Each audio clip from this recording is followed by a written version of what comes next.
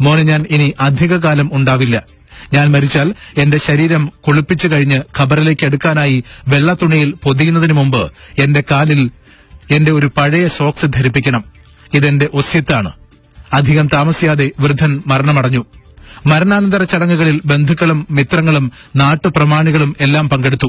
അവസാനം ശരീരം കുളിപ്പിച്ച ശേഷം വെള്ളത്തുണിയിൽ പൊതിയാൻ തുടങ്ങുന്ന നേരം മകൻ ഒരു സോക്സുമായി വന്നു. അത് മയ്യത്തിന്റെ കാലിൽ ധരിപ്പിക്കാൻ ഒരുങ്ങി. ഇതുകണ്ട് അവിടെ കൂടിയിരുന്നവർ തടഞ്ഞു. നിങ്ങൾ എന്താണ് ചെയ്യുന്നത്? മയ്യത്തിനെ സോക്സ് ധരിപ്പിക്കുകയോ? അങ്ങനെ ചെയ്യാൻ പാടില്ല. മകൻ പറഞ്ഞു, പക്ഷെ ഇത് എന്നോടുള്ള എന്റെ പിതാവിന്റെ ഒസ്യത്തായിരുന്നു, അദ്ദേഹത്തിന്റെ അവസാനത്തെ ആഗ്രഹം. അതുകൊണ്ട് ഇത് ചെയ്യാൻ എന്നെ അനുവദിക്കണം. കൂടി നിന്നവരിൽ നിന്നും എതിർപ്പിന്റെ ശബ്ദങ്ങൾ കൂടുതൽ ശക്തമായി ഉയർന്നു.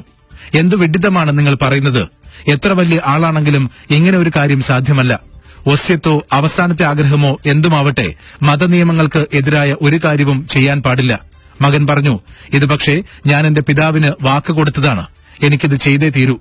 കൂടി നിന്നവരിൽ നാട്ടുപ്രമാണിയായ ഒരാൾ പറഞ്ഞു, കുട്ടി, നീ ചെയ്യാൻ പോകുന്നത് മതനിയമങ്ങൾക്ക് എതിരായ കാര്യമാണ്.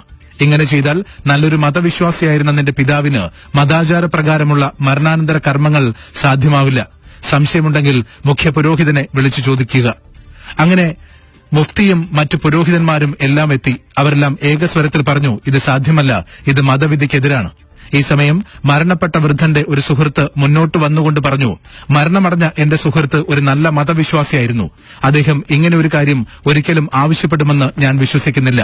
ഇനി അങ്ങനെ ആവശ്യപ്പെടുന്നുണ്ടെങ്കിൽ അതിന് പിന്നിൽ എന്തെങ്കിലും ഒരു കാര്യം കാണും. അദ്ദേഹം മരിക്കുന്നതിന് മുമ്പ് എന്നെ ഒരു കത്ത് ഏൽപ്പിച്ചിട്ടുണ്ട്. മരണശേഷം അദ്ദേഹത്തിന്റെ മകന് നൽകാനായി. ചടങ്ങുകളെല്ലാം കഴിഞ്ഞ് അത് കൊടുക്കാം എന്നായിരുന്നു ഞാൻ കരുതിയത്. എന്നാൽ ഇപ്പോൾ എനിക്ക് തോന്നുന്നു ഇപ്പോഴത്തെ ഈ തർക്കത്തിന് എന്തെങ്കിലും പരിഹാരം ആ കത്തിൽ കാണുമെന്ന്. ഇത്രയും പറഞ്ഞ് അയാൾ കത്ത് മകന് നൽകി. ഇത് കത്ത് വായിച്ചു നോക്കൂ.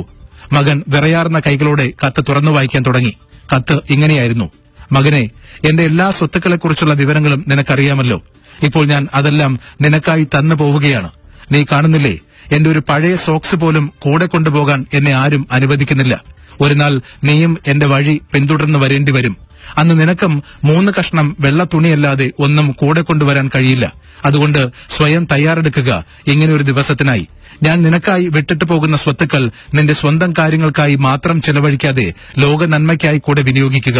കാരണം അവസാന യാത്രയിൽ കൂടെ കൊണ്ടുപോകാൻ നിനക്കും നിന്റെ കർമ്മഫലങ്ങൾ മാത്രമേ കാണൂ.